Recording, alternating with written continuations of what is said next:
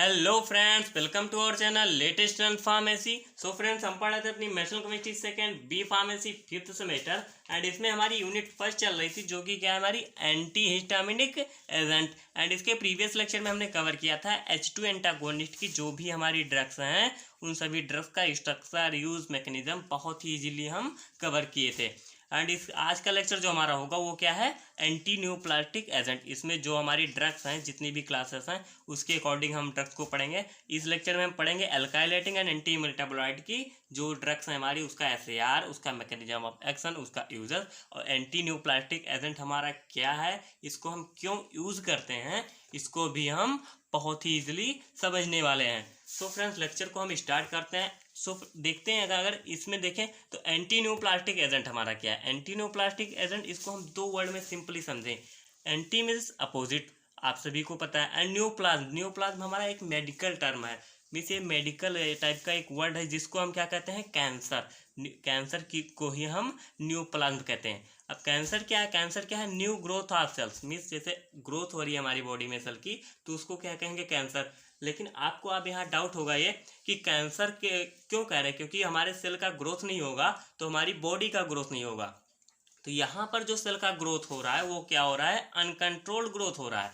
जो uncontrolled growth होगा हमारा सेल का by the process of proliferation in our body, that called cancer. तो उस टर्म को हम क्या कहेंगे, कैंसर कहेंगे।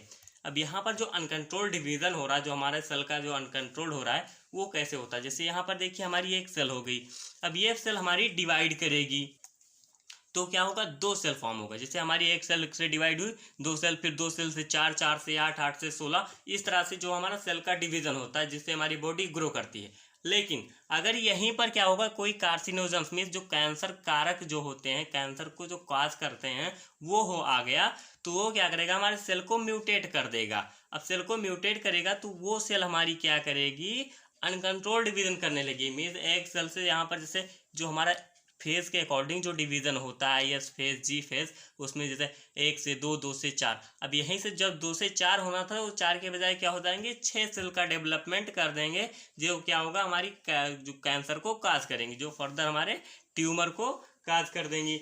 अब ट्यूमर में क्या होता है, इसमें दो टाइप्स होते हैं, फिर इसके सब टाइप्स होते हैं, उसको भी हम अगर थोड़ा समझ लेंगे तो हमको ये समझना ईजी हो जाएगा कि इसमें एजेंट का mechanism of action, means agent कैसे वर्क करते हैं। तो कैंसर क्या होता है, जैसे यहाँ पर देखिए कैंसर दो टाइप में है, एक होता है बिनाइन एंड एक होता है मैलिगेंट।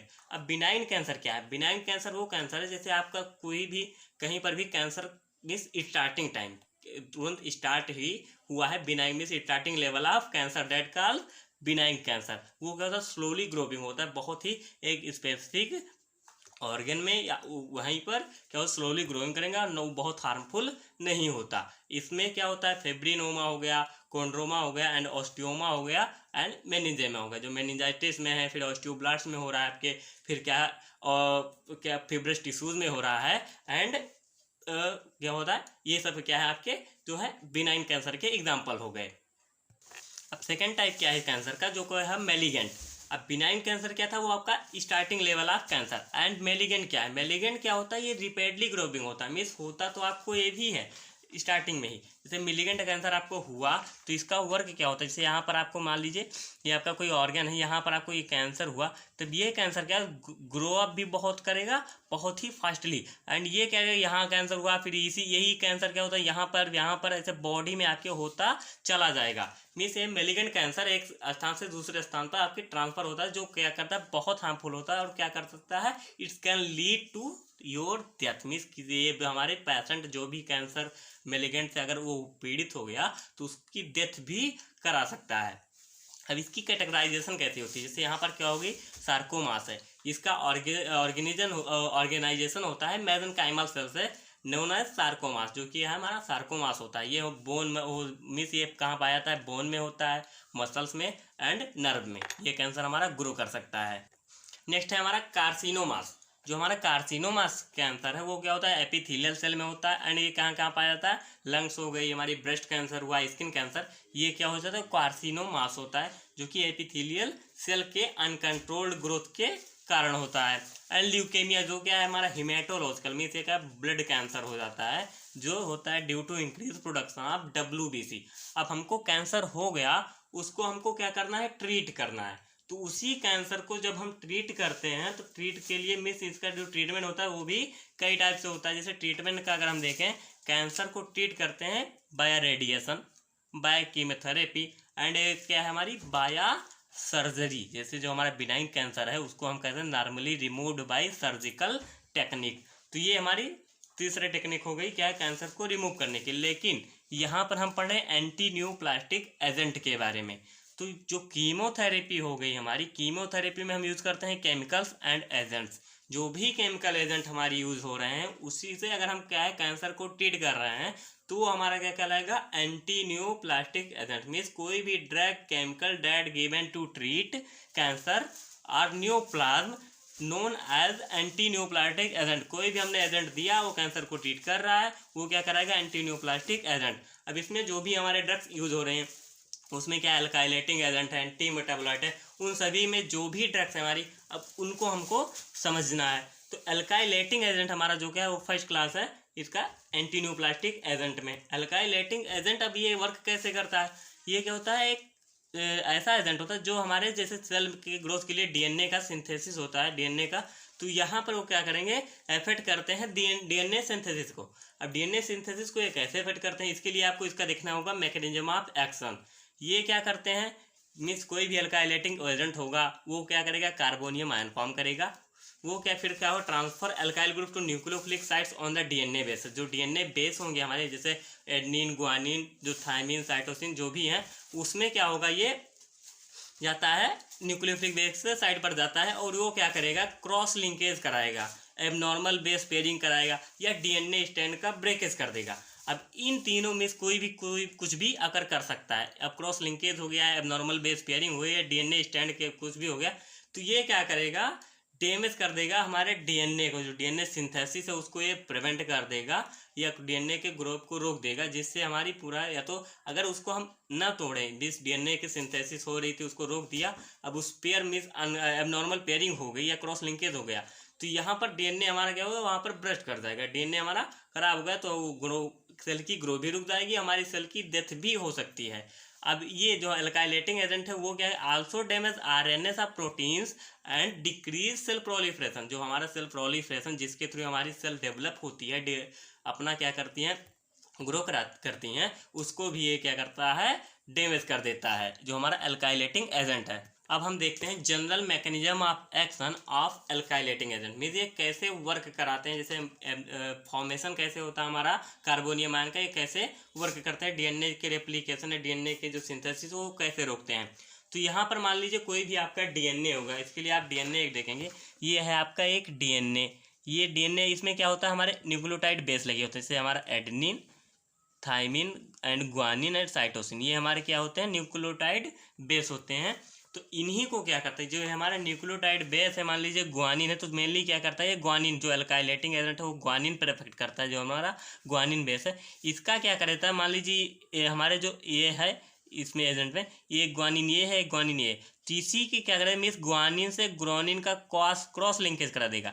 मेनली इनका जो लिंकेज होता है जैसे ग्वानिन का साइटोसिन से होता है, लेकिन जब यहाँ पर ये क्या करा देते हैं, ग्वानिन से क्रॉस लिंकेज करा देते हैं, जिससे हमारा DNA का क्या होता है, रेप्लिकेशन क्या होता है, रुक जाता है, जिससे ये इसकी सिंथेसिस नहीं हो पाती और वो क्या काज कर देता है, cell death. If cross link it not repair, means cross link हो गया, अगर आपने उसको रिपेयर नहीं किया तो सेल की डेथ भी हो जाएगी।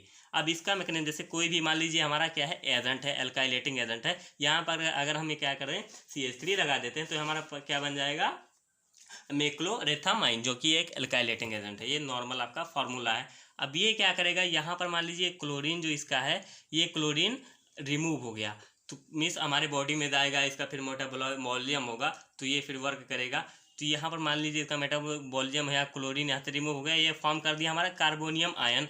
यहाँ पर क्लोरीन हट गया एंड इस क्लोरीन को भी हम हटा सकते हैं। मीन्स ये दोनों को क्रॉस लिंकेज कराने के लिए यही दोनों साइट हमारे यूज़ किए जाते हैं। तो यहाँ पर प्लस चार्ज आ गया, जिससे अब ये हमारा क्या है, ग्वानिन है।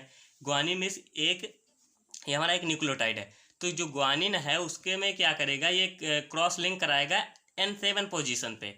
दो ग्वानिन हो गए, जैसे क्रॉस लिंकेज जो हमारी हो रही हो वो क्या हो रही है, दो ग्वानिन के बीच हो रही है। तो एक ग्वानिन का स्ट्रक्चर ये हो गया, एंड एक ग्वानिन का स्ट्रक्चर अगर हम और ले लें तो उन दोनों में क्या करा देगा, ये ऐसे क्रॉस लिंकेज करा देगा एक ही एजेंट आपका, एक इस सिरे से एंड एक इस सिरे से, ये दोनों ऐसे आकर यहाँ पर ज्वाइन कर जाएंगे और ये क्या क्रॉस लिंकेज करा देंगे, जिससे रेप्लिकेशन स्टॉप हो जाएगा और सेल की डेथ हो जाएगी अगर हम क्रॉस लिंक को रिपेयर नहीं करेंगे। सो आपको समझ में आ गया होगा कि जैसे एल्काइलेटिंग एजेंट होते हैं वो क्या करा देते हैं, डीएनए का क्रॉस लिंकेज करा देते हैं हमारी, जिससे कि डीएनए का रिप्लिकेशन क्या होता है, रुक जाता है। और क्या जो हमारे कैंसर जो ग्रो कर रहे थे हमारी सेल्स, वो क्या होगी, रुक जाएंगी। जब हमारा डीएनए ही सिंथेसिस नहीं होगा तो हमारा सेल का प्रोलिफरेशन ही नहीं होगा। अब इसके लिए हम क्या करते हैं, एजेंट यूज करते हैं। अब एजेंट को देखने से पहले हम देख लेते हैं इसका स्ट्रक्चर एक्टिविटी रिलेशनशिप, जो हमारी डीएनए है जो एल्काइलेटिंग एजेंट है। एल्काइलेटिंग एजेंट में क्या होता है, इनमें से एक होता है, एक हमारा एल्काइलेटिंग पार्ट हो गया, फिर ये हमारा कैरियर हो गया। R can either aliphatic, means जो हमारा आर है एल्काइल है, ये मीन्स एराइल भी हो सकता है एंड एल्काइल भी हो सकता है। तो यहाँ पर क्या होता है, इथाइलिन मोइटी जो हमारी है वो क्या होती है, is essential to form aziridinium ion. जो हमारी जो एथाइलिन मोइटी है CH2 एंड CH2 है, ये क्या होता है जो हमारे कार्बोनियम आयन फॉर्म करता है, उसके लिए क्या होती है, इंपॉर्टेंट मोइटी है।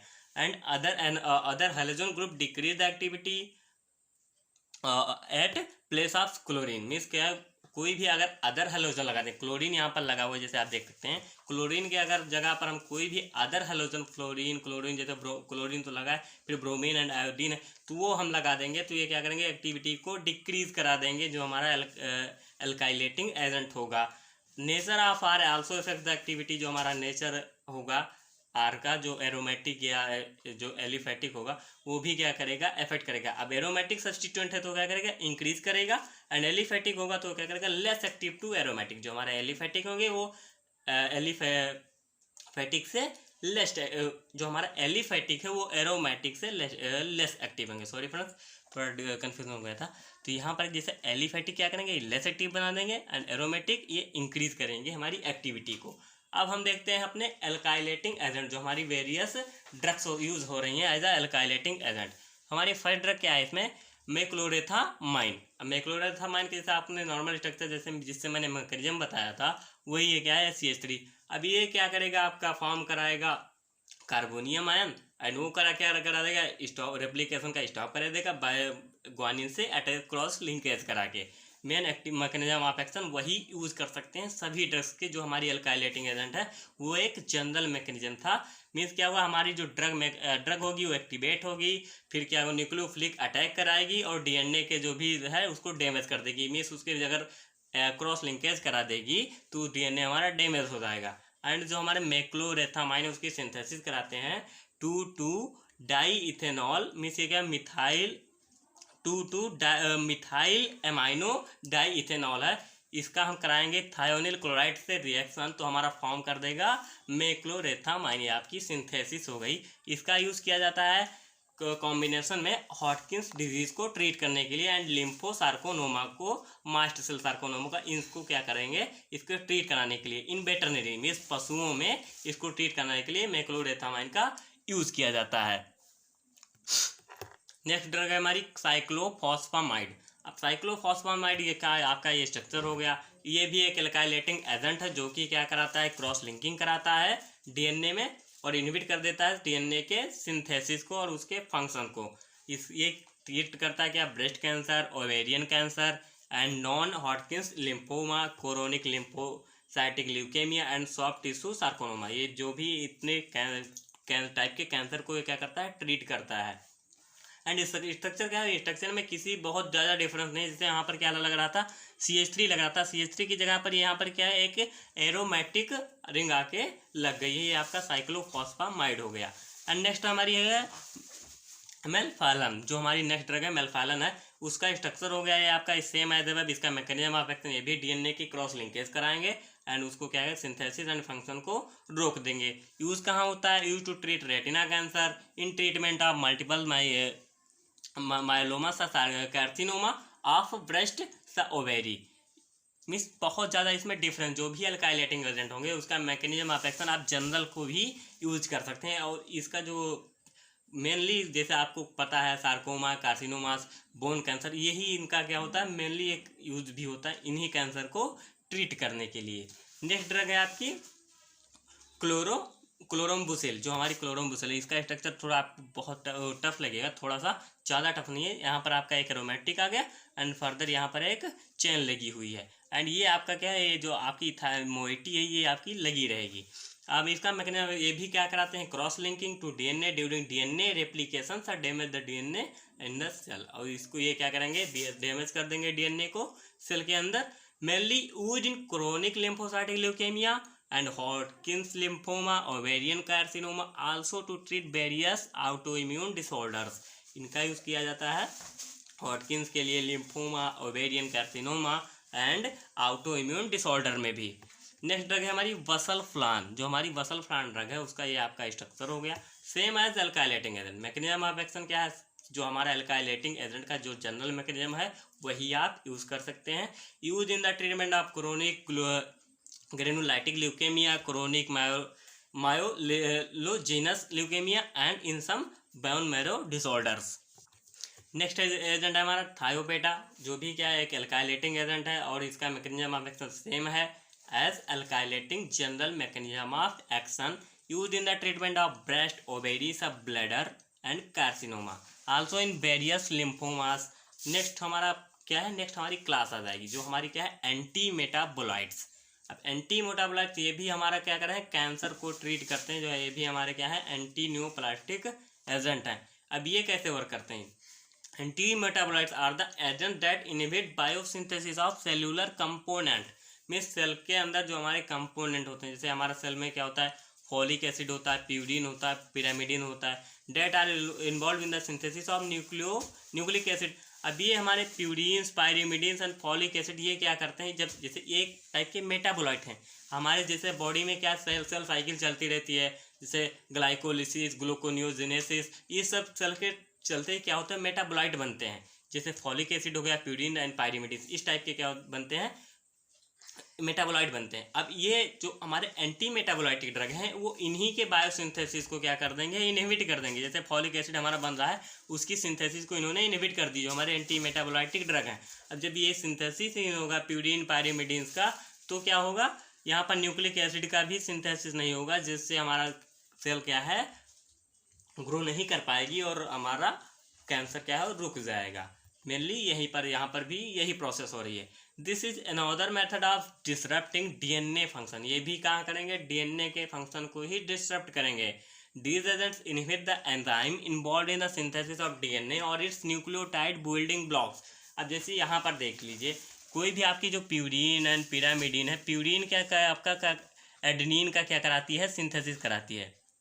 अब ये क्या कराएंगे, जो आपकी प्यूरिन एडेनिन की सिंथेसिस हो रही है यहाँ पे, जब आपका प्यूरिन ही सिंथेसिस है, प्यूरिन के सिंथेसिस को जब ये रोक देंगे तो आपका एडेनिन का सिंथेसिस ही नहीं हो पाएगा।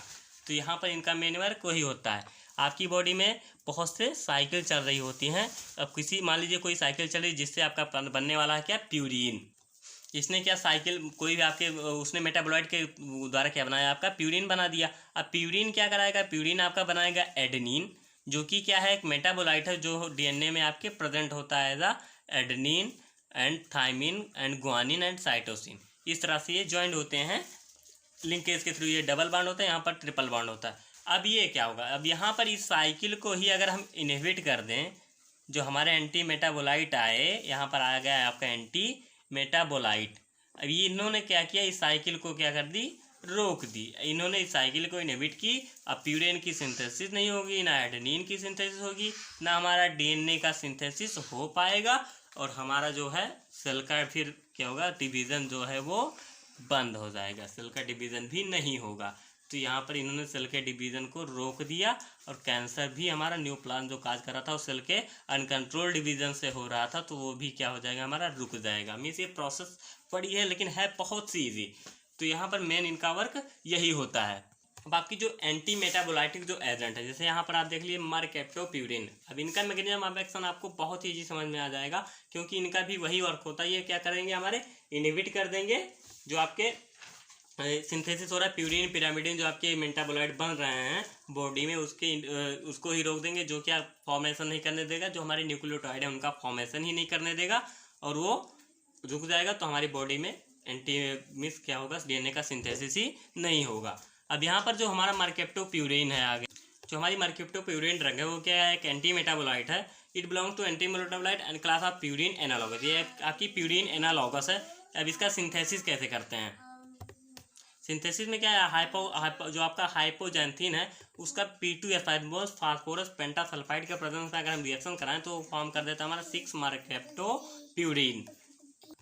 एंड इसका मैकेनिज्म ऑफ एक्शन क्या है? It acts by inhibiting the metabolism of purine. Purine is essential component of DNA called adenine. अब प्यूरिन क्या करा देता है, जैसे प्यूरिन का मेटाबॉलिज्म होता है तो एडेनिन एंड ग्वानिन बनते हैं, जो डीएनए आरएनए का क्या कराते हैं, सिंथेसिस। लेकिन ये क्या कर देते हैं, इनके मेटाबॉलिज्म को ही ब्लॉक कर देंगे, जिससे एडेनिन का सिंथेसिस ही नहीं होगा, ना ग्वानिन का होगा, जिससे डीएनए आरएनए का सिंथेसिस भी आपका रुक जाएगा मेनली। अब ये आपका होगा जनरल। अब ऐसे ही लगभग कुछ से मैच करेगा आपकी ड्रग से। इसका यूज कहाँ कहाँ होता है? Use in the treatment of leukaemia with other reasons, also exhibit immune suppressant action. Next drug है हमारी थायोग्वानिन। वीडियो थोड़ा लॉन्ग हो रहा है, सो हम थोड़ा फास्टली कवर करना चाहेंगे। अब ये क्या है, ये भी आपका एक एंटी मेटाबोलाइट है। इसका मैकेनिज्म ऑफ एक्शन क्या होगा? They act as substrate for hypoxanthine guanine phosphoribosyl transferase SGPRT and get converted into cross ribonucleotides. इनका मैकेनिज्म ऑफ एक्शन अगर हम समझें, जो हमारा थायोग्वानिन है वो क्या करता है, ये मेनली क्या कर देगा, इनहिबिट कर देगा बायोसिंथेसिस ऑफ प्यूरिन। अगर प्यूरिन की बायोसिंथेसिस नहीं होगी तो वो क्या करेंगे, ग्वानिन एंड एडेनिन की नहीं होगी, तो वहाँ पर डीएनए आपका सिंथेसाइज नहीं होगा। Use in the combination with क्या है, डाउनोरूबिसिन एंड साइटारेबिन। जो आपकी ये ड्रग है इनके साथ कॉम्बिनेशन में यूज करते हैं to treat acute non lymphocytic leukaemia. इसके ट्रीटमेंट के लिए इसका हम यूज़ करते हैं।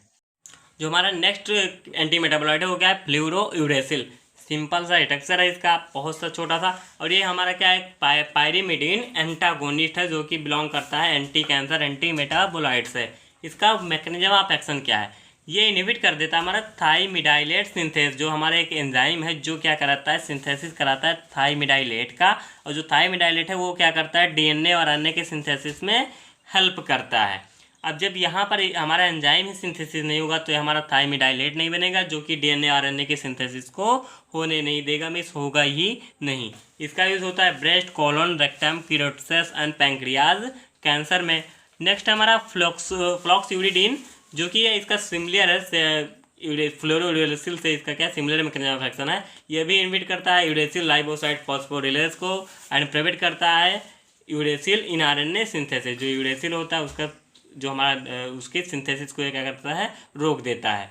इसका यूज़ कहाँ होता है, यूज़ करते हैं इसको treat gastro intestinal tract cancer. जो हमारे स्टमक एंड इंटेस्टाइन में जो कैंसर होता है उसको ट्रीट करने के लिए हम फ्लॉक्सोयूरिडीन का यूज़ करते हैं। नेक्स्ट ड्रग है हमारी सिटाराबिन, जो कि एक एंटी मेटाबोलाइट है। इसका एक नेम क्या है, आर्बिनोसिल साइटोसिन। ये हमारी एक सिंपल सा इसका स्ट्रक्चर हो गया। सिंपल क्या है, थोड़ा टफ लग रहा होगा आपको। एंड मैकेनिज्म ऑफ एक्शन क्या है, नॉट फुली नोन। जहाँ केमिस्ट्री वहाँ कन्फ्यूजन। यहाँ पर इसका मैकेनिज्म ऑफ एक्शन बहुत अच्छे से पता नहीं है, लेकिन ये क्या करता है, कंपेयर करता है with cytidine to incorporate itself in, अपने आप को डीएनए में मिलाने के लिए ये साइटिडीन से इनकारपोरेट करेगा, और पॉलीमरेज के वो क्या है, डीएनए पॉलीमरेज जो पॉलीमरेज होता है उसको ये क्या करेगा, इनहिबिट करेगा, जिससे उसकी सिंथेसिस रुक जाएगी।